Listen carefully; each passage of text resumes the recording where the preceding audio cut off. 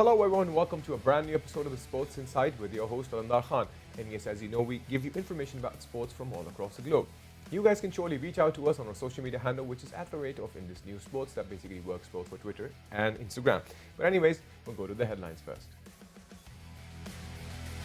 And yes, New Zealand actually managed to beat Bangladesh by 164 runs on the last ODI.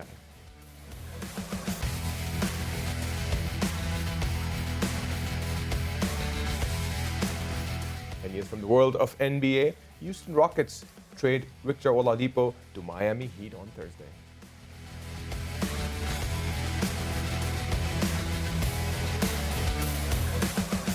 And from the world of football, England won against San Marino 5-0 on Thursday.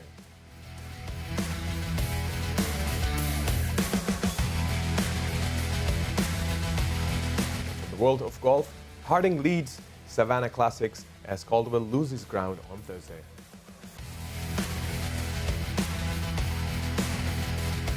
And yes, those were the headlines, and we'll surely be talking about how New Zealand actually overcame Bangladesh, and not only that, because of the fact that they won 3 of the ODIs. The last match they won by 164 runs. They scored 318 with phenomenal performances by Devin Conway and Daryl Mitchell. But anyways, to discuss this, we surely have an amazing guest with us, Stefan Schimmelt, all the way from Manchester. Stefan, welcome to the show. Thank you for having me. Pleasure.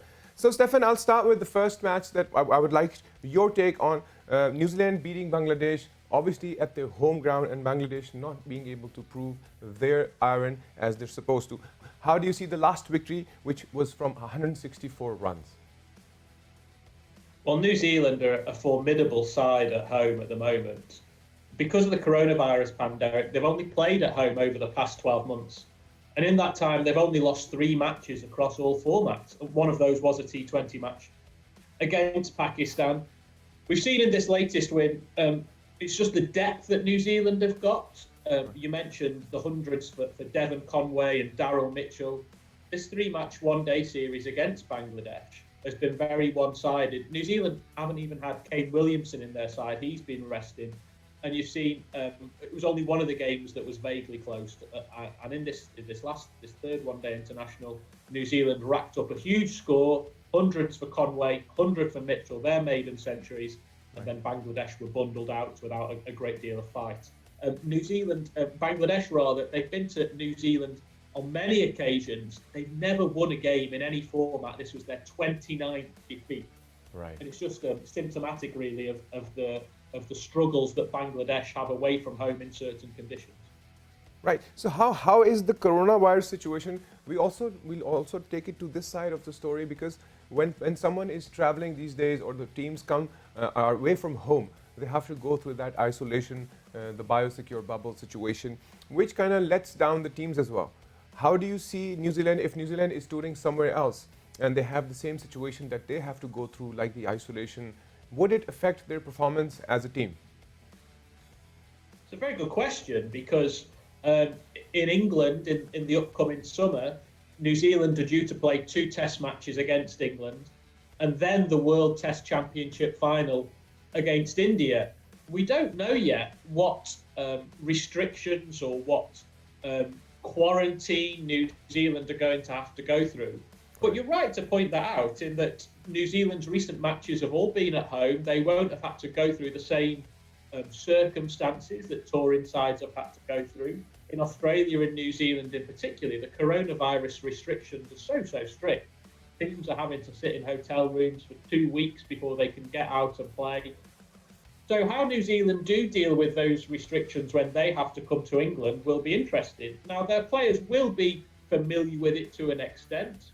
A lot of their players are about to go through it for the IPL. They did so for the IPL that was back in October and November. So it won't be completely alien to them, but it'll be the first time that New Zealand as a team have travelled abroad during the pandemic. So it'll be interesting to see how they deal with that in the upcoming English summer. Yes, that's an interesting take, for a fact that I still remember when Pakistan went to New Zealand, we did have those ups and downs with regards to the isolation part, the biosecure bubble. But when Pakistan came back to their home soil and they invited over the South Africans, we ended up winning that series as well. And not only that, I just remember the story that in which de Kock, when went back home, specifically mentioned the mental health issues that he was facing. Yeah, you can look at it two ways, really, in how touring teams have been affected by the coronavirus pandemic. So you have had these restrictions of teams being asked to quarantine, asked to stay in hotels in biosecure conditions. Right. But on the flip side, a lot of the time, matches have been played behind closed doors. And so therefore, touring teams haven't had to deal with partisan home crowds. Certainly, if you look back to the English summer when England welcomed West Indies and Pakistan, West Indies in particular, they didn't have to deal with a home crowd and they won the first Test match, a very famous victory down in Southampton. Right. Pakistan, they would normally be expected to have huge support in England when they were playing matches in England. They didn't have that. And so there are a number of factors to throw in there, not just the circumstances that the players are having to stay in, but also the boost, the advantage or the disadvantage, depending on how you look at it, of crowds being in place. Right.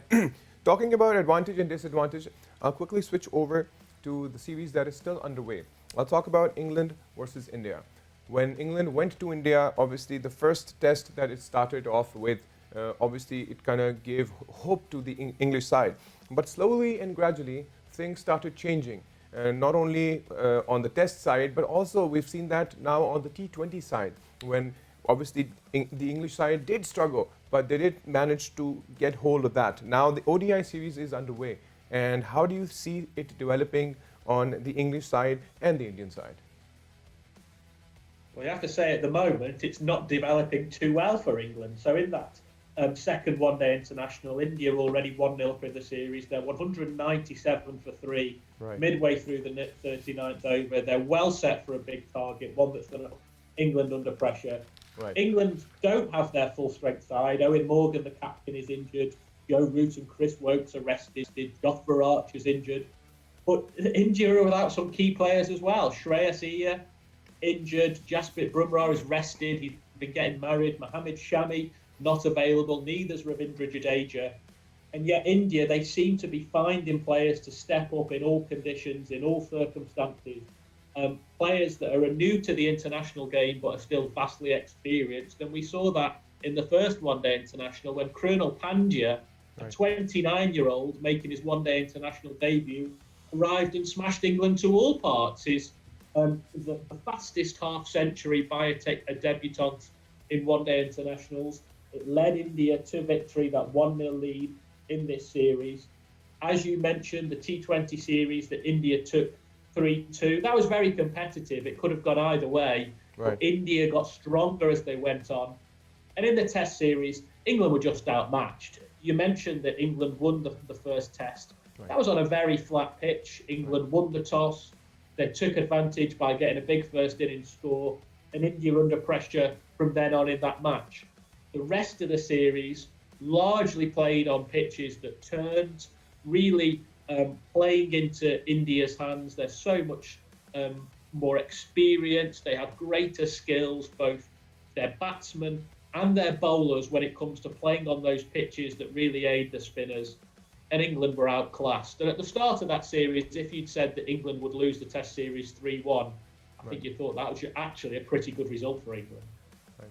So now, if for instance England manages to make that comeback, because yes, India does have that home soil advantage, that's for sure. But they're definitely coming out with new talent that are actually performing to their level best. But like I discussed at the very start as well, do you see any effect on the English team because of this entire coronavirus situation and obviously being inside and being away from home? Well, no doubt it's a long tour. England have been away since January.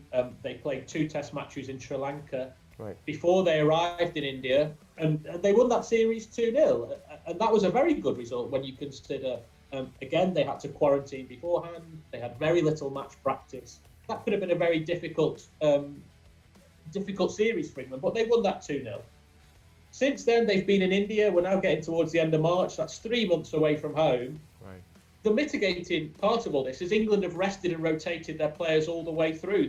I don't think there are any players, perhaps maybe Matt Parkinson, one of the reserves, that have been on the entire tour. It's something that's caused a lot of discussion, England's rest and rotation policy. When you see players like Joss Butler, he missed 3 of the test matches in India.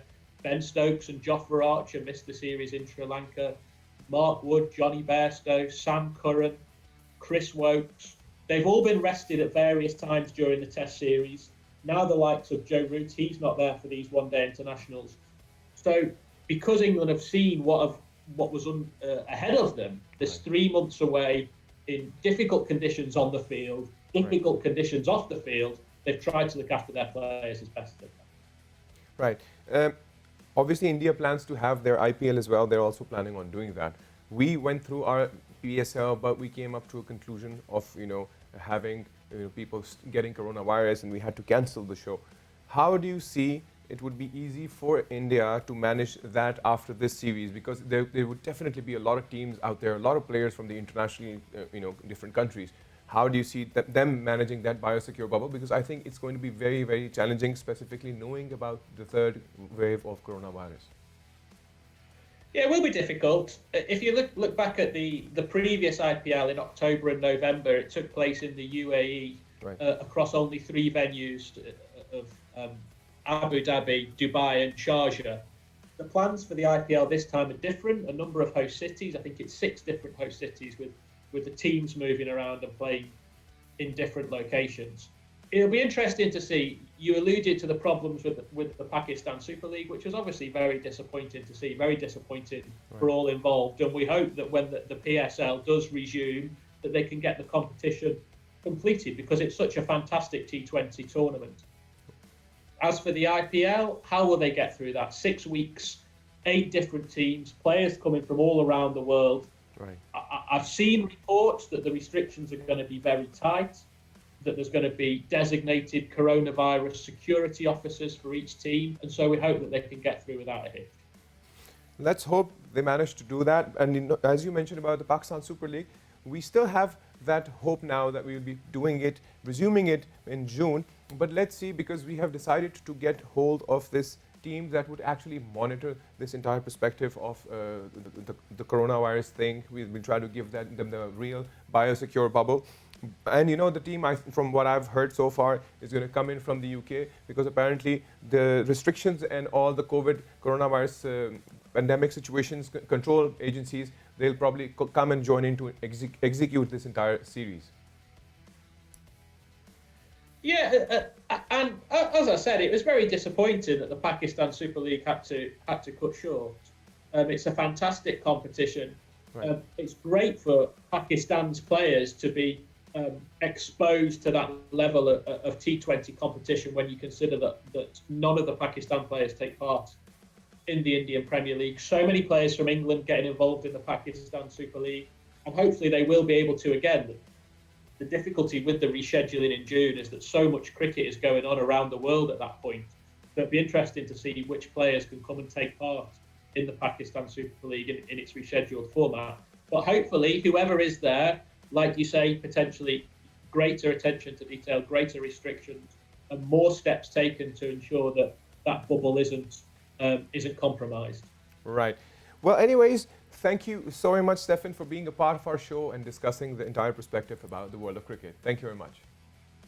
Thanks for having me. So that's Stefan's update with regards to cricket world. And yes, as discussed, the coronavirus situation still is out there. We ended up talking about the PSL, how we can manage to ensure that PSL resumes and comes up to a point of execution. But even then, there would be a lot of teams and a lot of players, international players, who would actually be busy with other series. But let's see how things turn. But anyways, what we'll do is we'll take a break, and then after the break, there's more coming up. See you guys after the break.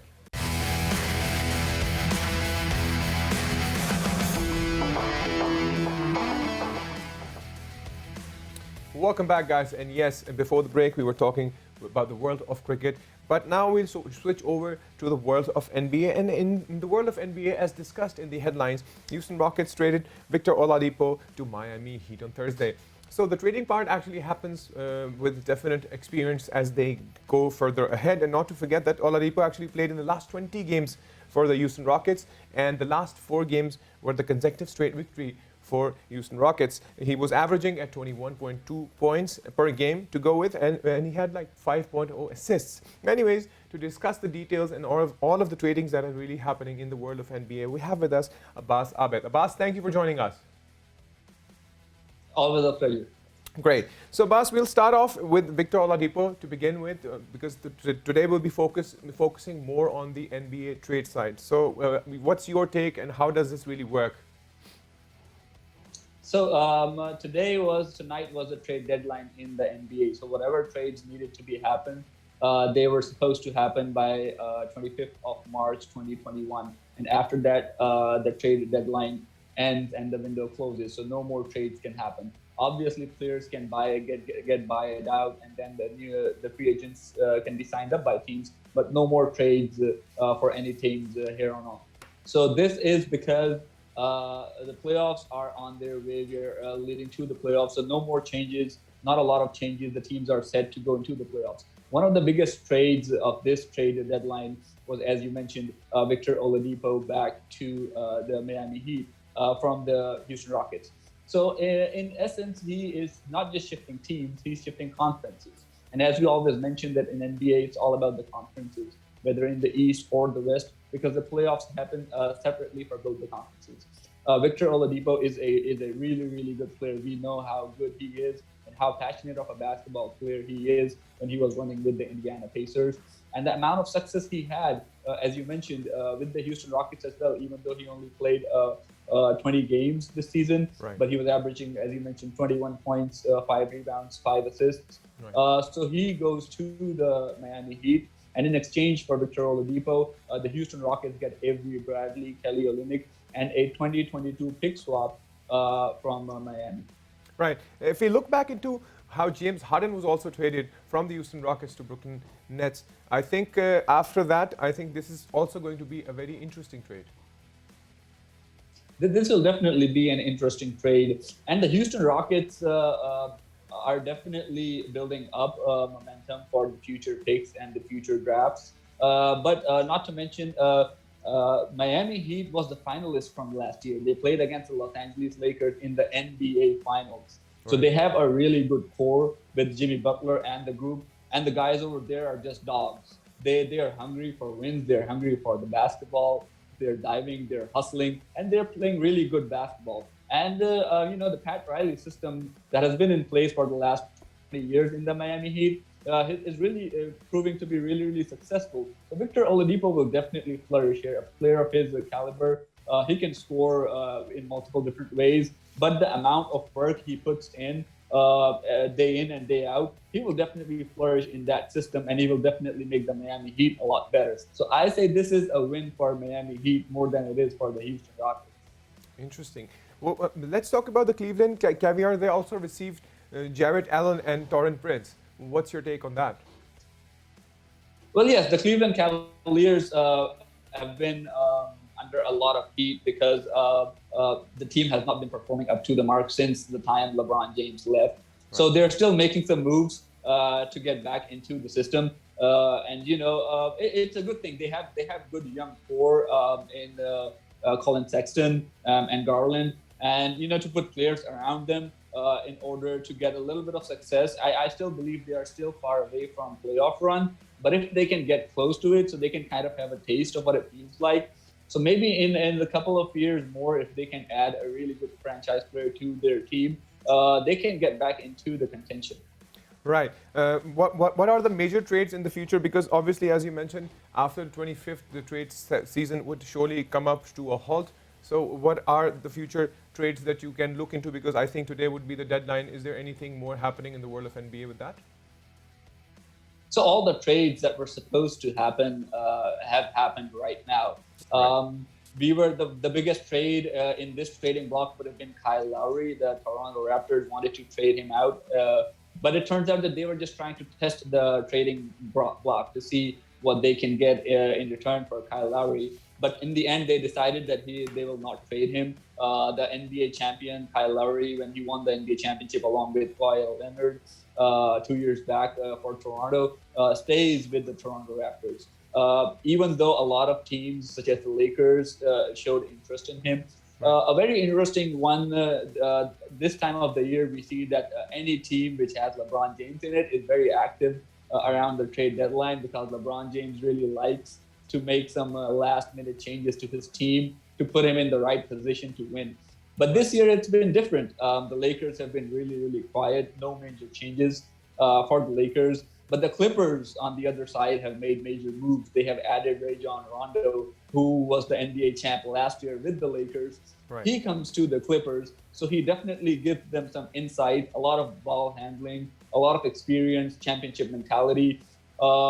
But in trade of that, they give up Lou Williams, who has been the sixth man of the year multiple times. He has been a great scorer. So the Clippers gave their sixth man of the year away in return of experience and in return of championship DNA. Apart from that, still, we can say that the trading block or the trading season is over, but there are still some buyouts remaining. So the Spurs have completed the buyout of LaMarcus Aldridge. And whichever team gets LaMarcus Aldridge will be big. Right. If we look back into the trading perspective, James Harden, that's like a big name. We would surely want to know more on his perspective, his trading part, because the point is he also is traded. So how do you see that impacting the performance of the Nets? The Nets have been really good. It was supposed to happen. You know, you put all the great players such as Kevin Durant, Kyrie Irving, and James Harden together on one floor. We're sharing the basketball floor together. I mean, it's an all-star team in itself. So we all knew they'll be really, really good. But the extent to which they will be good is still unknown, because Kevin Durant has been injured. They have not, all three of them have not been able to play together. Right. So this is a huge question mark. And this particular season, with LeBron James injured, Joel Embiid is injured, Kevin Durant is injured, and now Steph Curry is also injured. It's pretty unfortunate, but I believe that going into the playoffs, it's not about the best team will win. I think it's about the healthiest team will win. If Joel Embiid is healthy and Kevin Durant is not, I'm picking Philadelphia 76ers over the Brooklyn Nets any day. And then again, if Steph Curry is injured, there's no chance for the Warriors making the playoffs. There's no way. And then if LeBron is injured and he's also injured, that's something that I was about to add as well. That LeBron James is injured, Steph Curry is injured, Anthony Davis is injured. There's so many injuries out there. Obviously, Kevin Durant is injured. So where exactly, like you said, the question mark, where does that leave the idea of the trade that really happened, and we really wanted to see that trio work? Yes. So no one really got that trio to work. But I'll put my perspective here on this, Alamdar. Sure. The trio will work. They will score 150 points if you let them, or they can go for more. They'll kill you on the offense because they're just too good. They have all the magicians and all the scorers in place. But when it comes to the playoff, the game slows down. It goes possession by possession. The time is limited. Right. Everything slows down. So then defensively, this team does not match up that well as compared to other teams. Interestingly, the Brooklyn Nets just added Blake Griffin to their team from the Detroit Pistons, and all of a sudden, the injured Blake Griffin has come to life. He's playing really, really good, and he will provide them a really good punch in terms of defense. But their defense is a question, and it will remain a question.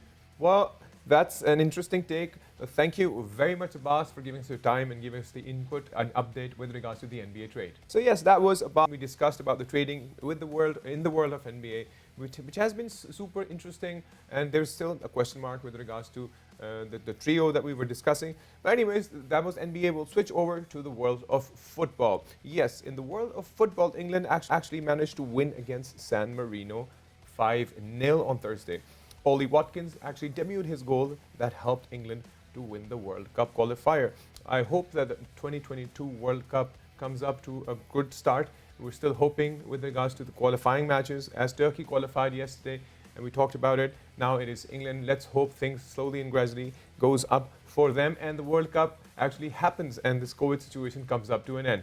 Anyways, that was from the world of football. We'll switch over to the world of golf. Yes, we discussed golf yesterday as well, but today we'll be discussing Savannah Classics. Yes, with regards to Savannah Classics, Harding is actually leading the Savannah Classics, and Cadwell actually loses his ground on Thursday. But as discussed, it takes a while in the world of golf, in the tournament, because it slowly progresses, but we don't really know where exactly it is heading. But let's see how things go further ahead. And Justin Harding has a 3-stroke lead actually in the final rounds in Kenya.